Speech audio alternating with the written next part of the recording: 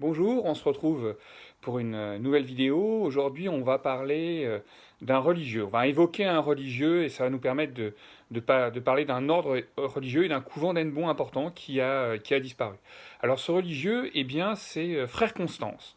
Alors, Frère Constance était un religieux de l'ordre capucin. Alors, les capucins, c'est un ordre qui dérive de celui de ce qu'on appelle les ordres mendiants, qui donc est issu de la tradition de Saint François d'Assise. Rapidement, ce sont des religieux qui ont décidé de vivre leur vie de religieux comme mendiants, c'est-à-dire en ayant le moindre chose possible et en prêchant dans les villes. Donc là, on est au Moyen Âge. Au XVIe siècle, il y a la création de cet ordre des frères mineurs dits capucins. Capucins parce qu'ils portaient une capuche sur leurs vêtements. Il s'installe à Hennebont au XVIIe siècle. La fondation de ce couvent est due à un très important seigneur, François de Cossé-Brissac.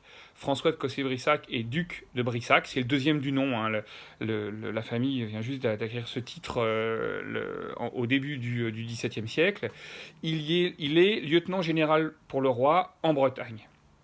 Et en fait, ce grand seigneur, nous dit-il, sous insistance des habitants d'Hennebont, va fonder dans notre cité un couvent qu'il va confier aux frères capucins. Alors d'abord, il demande le consentement à l'évêque, qui est Sébastien de Rosmadec, qui le donne, et puis il rédige un texte dans lequel effectivement il fait état de cette donation, en insistant bien qu'effectivement ce sont les pères mineurs capucins de l'ordre de Saint-François qui prendront direction de ce couvent.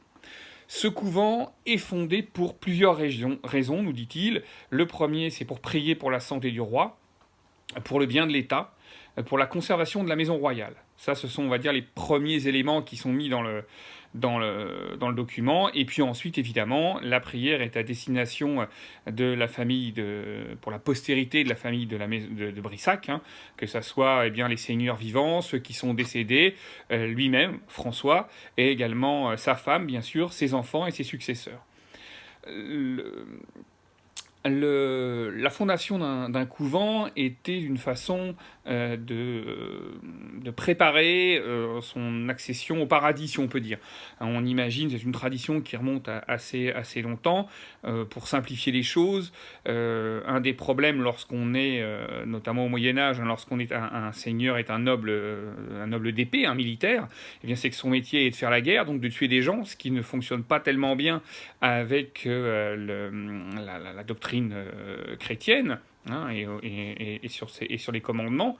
Donc, on va, si vous me passez l'expression, faire un petit arrangement avec le ciel en disant, on va demander des prières pour sa famille, on va fonder des ordres, on va donner de l'argent pour des hôpitaux, pour des pauvres, etc., en espérant qu'au jour du jugement dernier, on puisse mettre dans la balance tous les bienfaits qu'on a fait à l'Église en face de ceux qui pourraient être reprochés du fait de son statut militaire.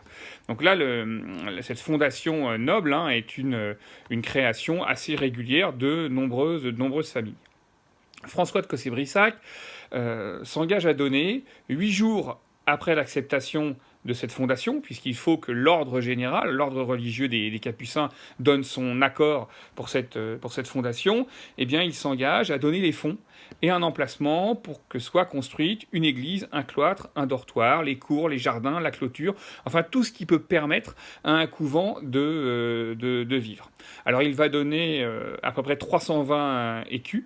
Ce ne sera pas assez. On va être obligé de faire un don, de solliciter un autre personnage, et c'est Louis Eudot, le seigneur du Poux, qui lui va donner des pièces de terre à peu près pour une valeur de 75 livres.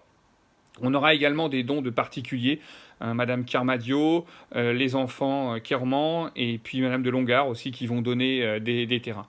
La communauté de ville, c'est-à-dire la structure qui dirige la cité, participe également financièrement, puisqu'elle va jusqu'à faire verser un tiers des revenus de l'octroi. L'octroi, c'est tout simplement l'impôt sur les marchandises qui rentrent sur la ville. C'est une des rentrées fiscales les plus importantes de la cité, et on va donc faire un don.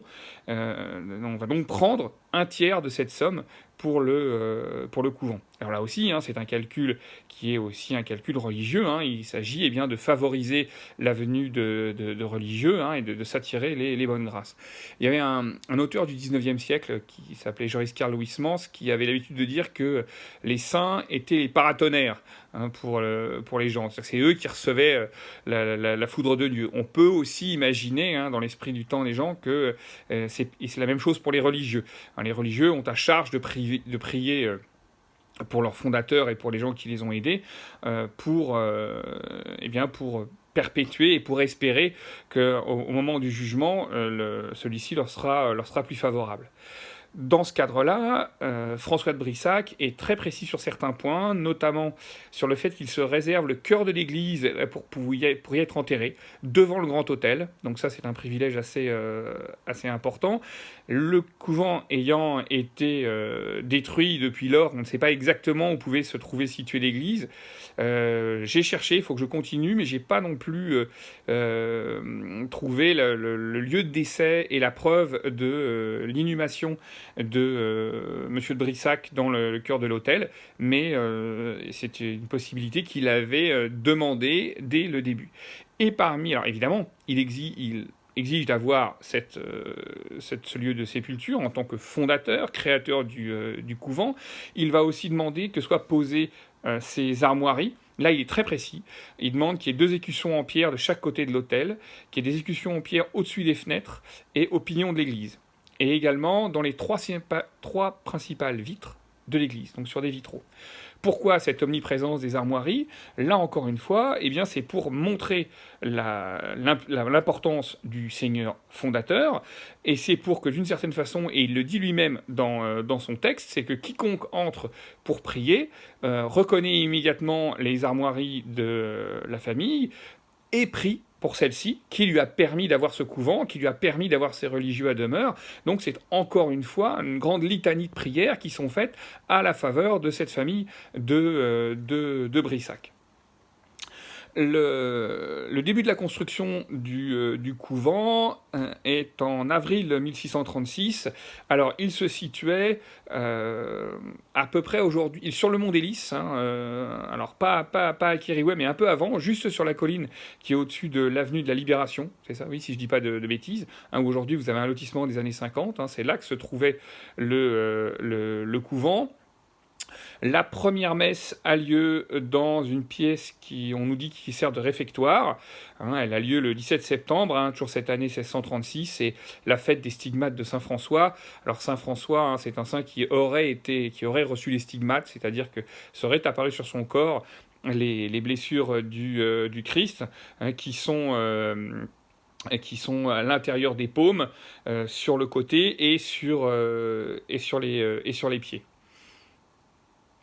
À Noël 1636, hein, c'est-à-dire d'avril à Noël, le couvent est à peu près construit. Eh bien, les Capucins pour faire leur entrée dans leur couvent. Auparavant, ils étaient logés dans une maison prêtée par les religieuses de la Joie.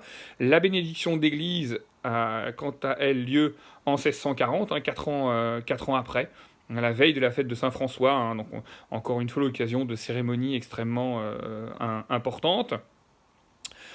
En 1643, à Noël, on célèbre la clôture complète du couvent. Un couvent est entièrement fermé, hein, autour de ses propriétés. Hein, il faut imaginer qu'on est dans un lieu qui est entièrement dédié à Dieu, une enclave consacrée à la prière. En 1644, il y a encore des soucis financiers, puisque les Capucins obtiennent de la ville que la moitié d'un des tiers de l'octroi leur soit versé pour à continuer la construction des bâtiments. Pourtant, en 1743, on constate qu'une bonne partie des édifices sont en ruine, à tel point que les religieux demandent autorisation au roi de faire abattre des arbres pour pouvoir utiliser l'argent pour la restauration du couvent. Il n'en tirerait que 850 livres, alors qu'on doit être pas loin de 2500 ou 3000 livres de travaux à faire. Donc on voit que la situation est un peu particulière. En 1784, il y a des grandes fêtes dans le couvent pour fêter un des capucins qui a le titre de bienheureux. Hein. Le bienheureux, c'est juste avant le saint dans la hiérarchie. Et puis arrivent les épisodes de la fin du XVIIIe siècle, de la Révolution française. Le 10 octobre 1790, eh bien, ils ne sont plus que 5 religieux dans le couvent. Et lorsqu'on leur demande ce qu'ils veulent faire, ils renoncent à la vie religieuse et ils disparaissent. Et un an plus tard, en 91, maison, jardin, le couvent, maison et jardin sont vendus. Et le couvent et l'enclos sont également vendus à un dénommé Bigotta pour 20 700 livres. Donc c'est la fin du couvent des Capucins à Hennebont. Les bâtiments seront utilisés comme gendarmerie. Puis en 1884 seront vendus à un privé. Ils disparaîtront peu à peu. Aujourd'hui, il ne nous en reste plus rien. Alors pour revenir à notre personnage, à notre frère Constance, qui était donc ce religieux capucin, il avait une spécialité. Il était ingénieur, enfin il est qualifié d'ingénieur dans certains textes. En 1670, il intervient à Belle-Île. Il a 31 ans et une de ses missions, c'est de construire une fontaine. Et il va réaliser une fontaine. Alors j'ai cherché, on lui donne le nom de Normandie, mais j'ai pas trouvé de fontaine de Normandie à Belle-Île. Alors est-ce que c'est une mauvaise interprétation ou est-ce que c'est moi qui ai mal compris? On sait qu'il construit un bâtiment carré avec une voûte dessus qui est gazonnée, avec une croix rouge sur le dessus et une palissade tout autour. Les fontaines sont extrêmement importantes, surtout dans les îles, parce qu'elles permettent d'alimenter d'abord l'île en elle-même, mais surtout ça peut être des lieux pour faire égade, c'est-à-dire que les navires viennent aborder et puissent récupérer assez facilement de l'eau douce pour naviguer. Frère Constance aura des missions dans différentes forteresses. Il travaillera à Brest, mais il travaillera également au Havre, où il fera réaliser le pavage autour d'une église, mais surtout une douzaine de fontaines publiques seront édifiées sous ses conseils et avec son système de canalisation. J'ai vu qu'au Havre, il existait une rue Frère Constance. Est-ce que c'est lui? Là, encore une fois, je n'ai pas réussi à vérifier. Mais on a trace ici d'un ingénieur hydraulicien hennebontais qui, de son couvent, a développé son art à l'échelle nationale. Voilà, c'était un petit clin d'œil à ce personnage du XVIIe siècle, et puis l'occasion d'aborder aussi l'histoire d'un couvent un peu moins connu que les autres, qui est celui des Capucins à Hennebont. Je vous remercie beaucoup de votre attention, et puis je vous dis à très bientôt. Au revoir.